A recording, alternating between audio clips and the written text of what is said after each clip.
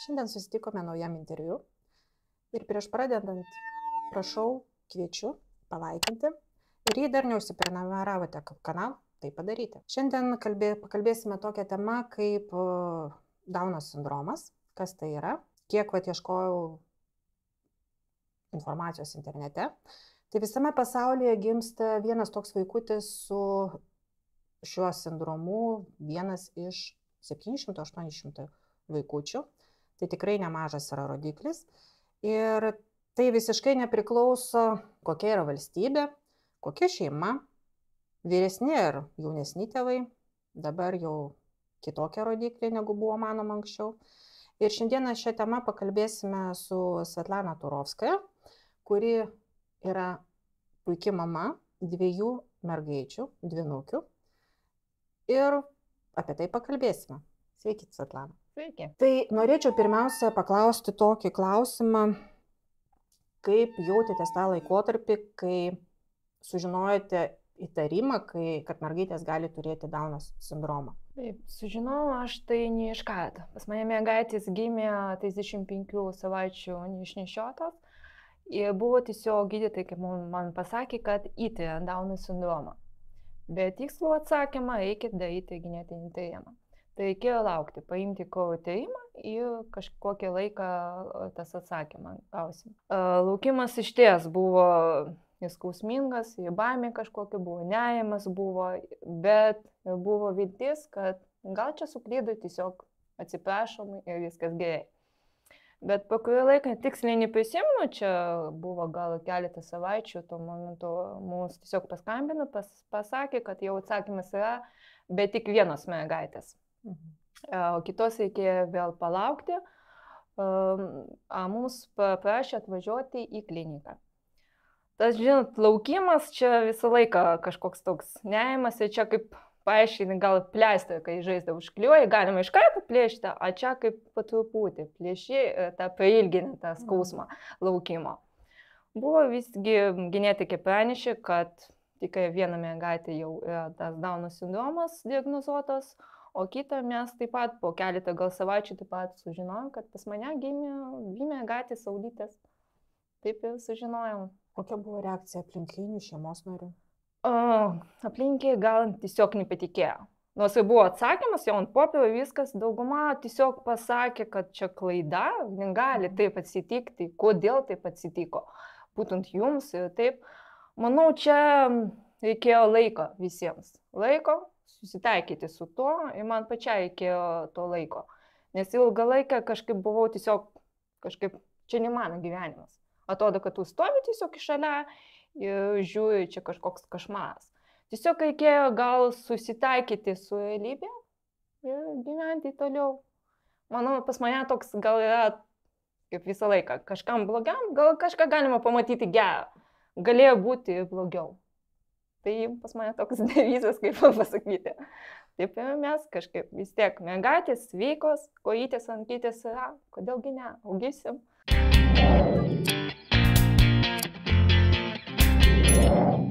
Toks klausimėlis dabar, ar pirmomis dienomis užteko informacijos iš gydytojų, ar buvo viskas suprantama, ar visi gydytojai paaiškino taip, kaip iš tikrųjų, ar gal kažkas išgąsdino?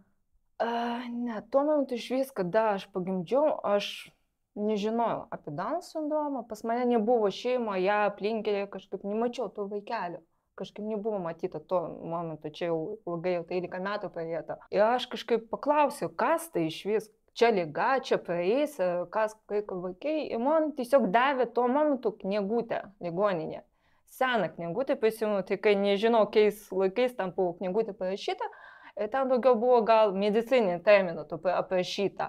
Tai man perskaičiau, aš daugiau nesužinojau, o tiesiog klausimų daugiau buvo ir daugiau gal išgąsdino, nes ten buvo parašyta, kad tokie vaikai nešnekės, nebendraus, neatpažins, nevaikščios.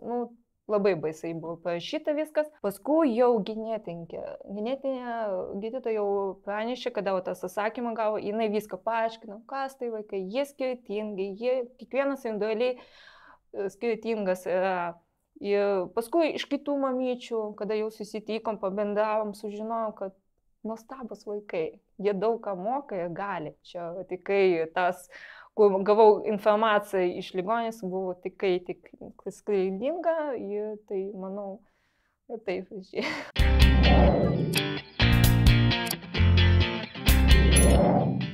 Matai, va tada ir perėsim prie tų tokių klausimų, kaip ir net visai klausimų, tokių tezių. Dar ir pati, kai buvau vaikas ir po to jau vyresnė, buvo aplinkoj ir šeimoj ir aplamai, kad, seniai, kai dar buvau vaikas, tai aplamai su tokiais Dauno sindromo vaikais beveik ir nebuvo matoma gatvėse, vienas kitas tik praeidavo. Ir man buvo labai keista, kai man buvo pasakyta, tai tu atsargiau laikykis nuo jų, nes jie yra agresyvūs ir jie ilgai negyvena.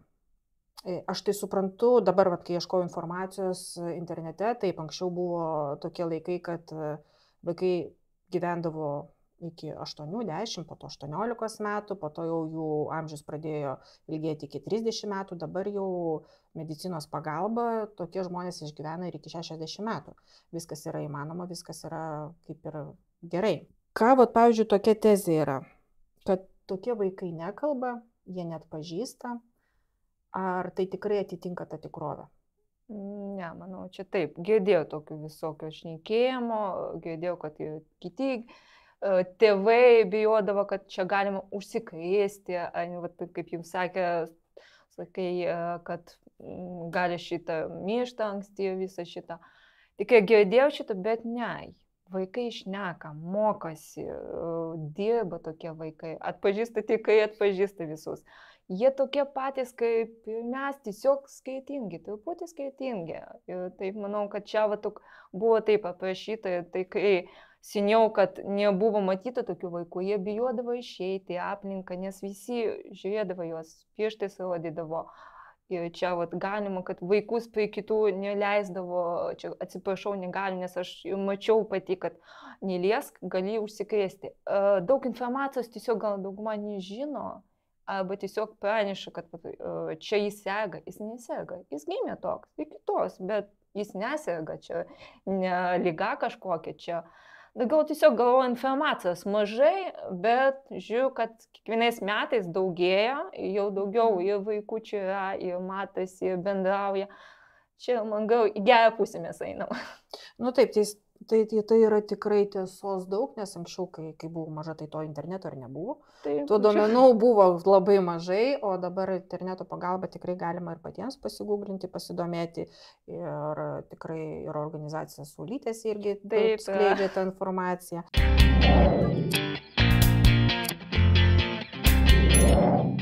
Dar yra toksai teiginys, kad dauguma šeimų su tokiais neįgaliais vaikais, kaip juos vadina, skiriasi. Čia taip, informacija tokia dažnai ir girdėjau ir man buvo toks įdomus klausimas, kodėl mane klausė, ar jūs ištekėsi, pas jūs yra vyras, ir galvoju, kodėl taip klausė, pas mane yra nuostabus vyras, mylintis dukas, nes dauguma tiesiog neištvė. Dažniausiai vyrai, taip, būna moteriai taip pat kad šitą, tiesiog psichologiškai, emociškai čia negali ištverti to, sunku išties, reikia daugiau nervų, ištverminės, kad laikytis ir todėl dauguma išeina iš šeimų. Čia blogai, žinoma, bet taip išeina, dėja. Bet ne jūsų atveju.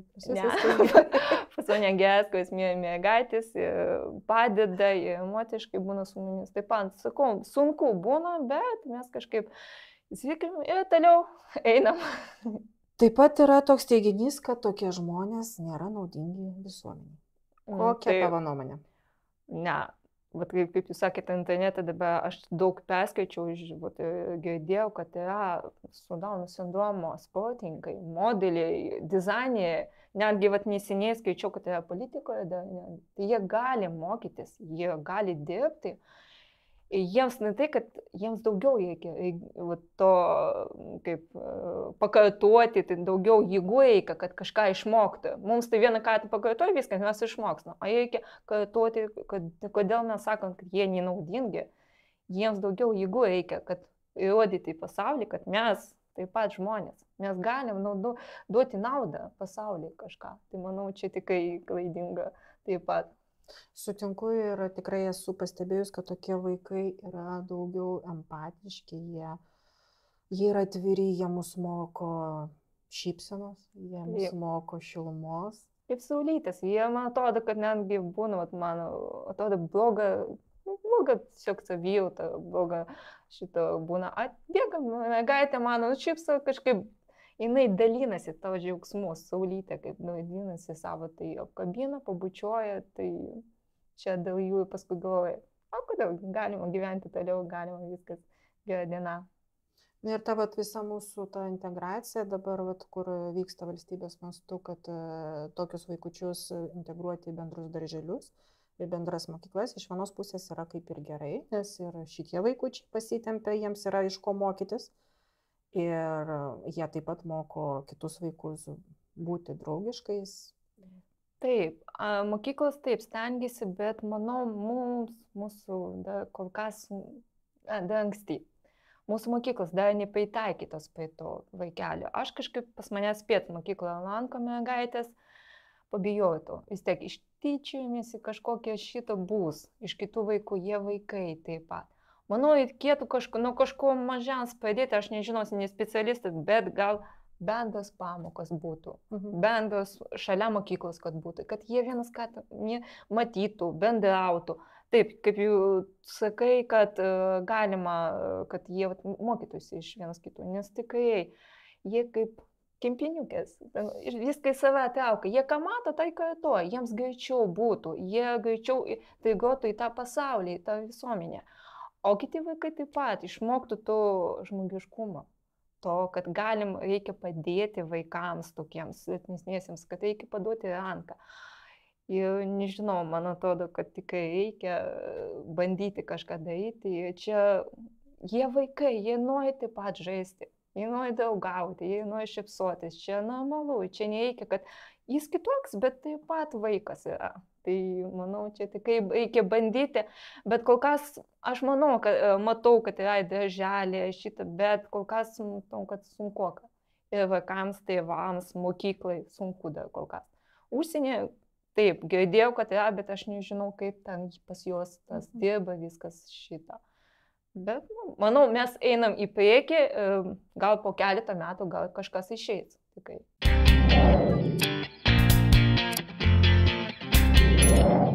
Kaip jau kalbėjau, kad vaikystė mane buvo gazdino, kad tokie vaikai, žmonės su Dauno sindromu yra agresyvūs. Ką tokiu klausimu? Ne, su Dauno sindromu kažkaip aš nemačiau, negirdėjau. Pas mane tikrai mergaitės niekada nebuvo agresyvios.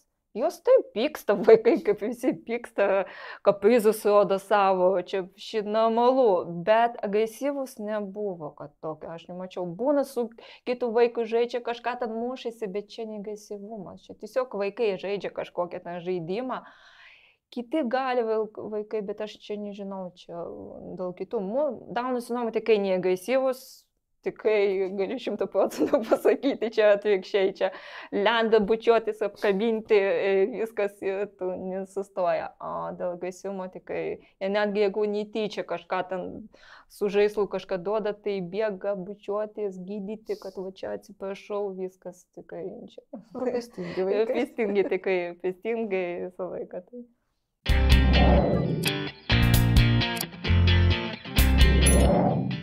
Jau visi supratome, kad vyras išlaiko šeimą. Taip. Mama nelabai gali išlaikyti, nes vis tiek reikia daug dėmesio skirti, nors ir mergaitės lanko mokyklą, bet vis tiek didžiąją dalį vis tiek su mama praleidžia. Taip, dažniausiai. Ir kiek žinau, Svetlana turi savo hobį. Čia toks mažas hobį, čia, nežinau, aš kaip baigusi dirbau kulinarijos konditerijos srityje. Tai prisimenu, tiesiog buvo mergaičių gimtadienis ir aš kažkaip pabandžiau, galvoju, kažką vis tiek vaikui norisi skanaus kažką pagaminti, iškepau tortą. Kažkaip ir prasidėjo, kad tai vieną gimtadienį, antrą, paskui savo šeimai per gimtadienį galvoju, kam nešti gėlės, galiu atnešti kažką skanaus, kažko tokia ypatinga, kažką įdomaus, tai nenuvys. Tai kai suvalgęs ir kažkaip pradėtų, kad viską, jeigu aš ateinu gimtadienį, bet to čia neįmanoma, čia gali gaišti atgal, jeigu taip.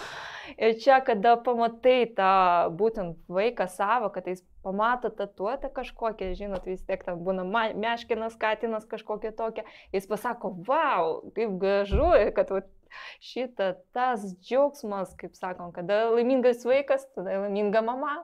Tai kažkokį mažą tokį džiaugsmą suvedau savo, kurį džiugina visus kitus mano aplinkinius, šeimą mano ir taimuosius. Kai mes kalbėjom, ruošiamės interviu ir mes kalbėjomės ir aš išgirdau tai, kad vieną iš dukrų leidžiate namuose naudotis ir peiliu.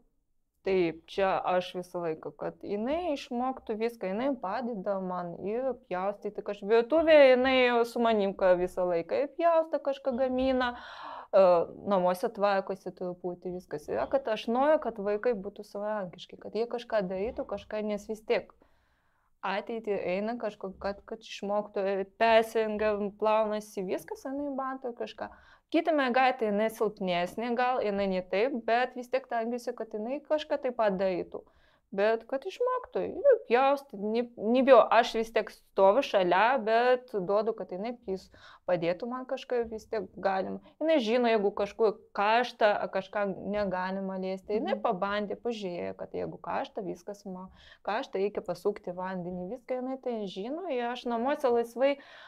Vaikas bėgoja, vaikšto, žaidžia su kompiuteriais, kur dabar visi vaikai neįmanoma atplėšti nuo kompiuterio, čia taip pat viską kaip namuose su vaikais. Taip pat jau paauglys jau auga, su charakteriu jau savo, ką reikia pritaikyti viskas.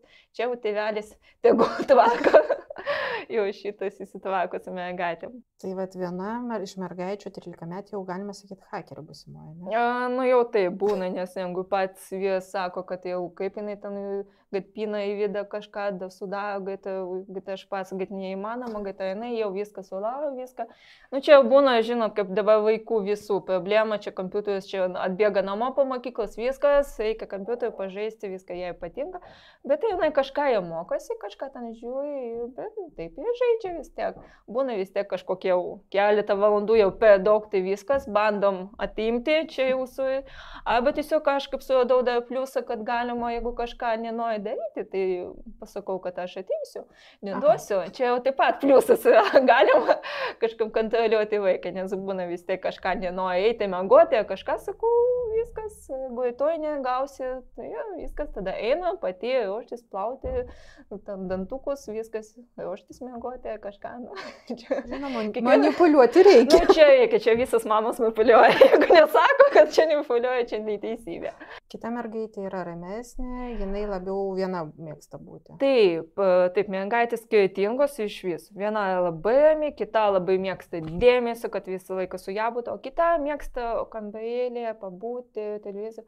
Pas mane tiesiog diagnozuota autizmas, Dauno. Tai todėl autistai, jie truputį ramesni, jie nepatinka tokia kampanija, kad tai visa. Todėl išeina, kad jinai ramesnė, jinai mėgsta būti vienoje, bet jinai taip pat mėgsta žiūrėti televizijos multikus kažkaip. Būna ateina pabendauti, taip pat norisi dėmesio kažko. Tai taip pat į virtuvę ateina su manim pasidėti, kažką pavešyti. Bet dažniausiai tai jos skirtingos, labai skirtingos mergaitės. Nepanašios, jos išeina į charakteris taip pat. Tai čia ir be Dauno sindromo vaikučiai. Taip, dvynukės, taip, jos visą laiką, kaip girdėjau, kad dvynukės nebūna, kad vieno charakterio vienodas ir kažką netgi patinka, netgi būna drabužiai taip pat, būna taip pat, jie nenori iš to momento, jie nenori tą rengti, kažką kitą nori, viskas, nenori, kad vienodai būtų kažko. Čia taip pat būna tokių problemų pas mus. O kaip į lauką vaikščioti? Sunku, kad su dviem, kol apsirengia, ir paskui kaip visą laiką apsirengia. Dažniausiai kokį. Į tualetą nuoja, kada apsirengia jau žiemą su kombinzoną visą laiką. Ir šitą būna, bet taip. Man su viena išeina, kad viena mergaitė sunkiau, jinai pavaikštų, bet jai sunku vaikščioti, išeina reikia vežimėlio. Tai jeigu kažkokia kelionė ilgesnė, ten vis tiek pasivaikščioti valandą, dvi, tai reikia vežimėlio tada, reikia kitą mergaitę. Su kita ne problema. Bet mes kažkaip, bet gydytojai sakė, čia tiesiog kaprizas. Nenori tiesiog. Čia ne tai, kad kojytės stiepios, viskas, jinai gali vaikščioti, čia tiesiog jinai pamatė, kad galima nevaikščioti. Kodėl ne? Čia galima pasidėti vežimėlį, nes taip jinai pamato vežimėlį, viskas, galima atsisėsti. Čia būna, jeigu paskui netgi dvi mergaitės pradeda, kas sėdės pirmas, kas šitą, o tai čia tai. Nu, bet vis tiek reikia vežimėlį, nes vis tiek pavaksta, viskas sunku, kai vaikščioti. Pas mus dėja buvo ten visokių dar kitokių problemų, su širdelės ir visokių insultų, netgi buvo čia kita tema jau. Tai yra visokių problemų, kurie sunku, kad vis tiek vaikščioti, bet mes bandom vis tiek eiti šitą vaikščioti į lauką taip pat. Nemėgstu daugiau lauką, vis tiek šalta. Jau spėju kompiuterį pasidėti, bet stengiamės išeiti, kur nors pavaikščioti. Taip, vasarą, žinoma, prie juos bandom nuvažiuoti, pailsėti, pakvėpuoti. Taip.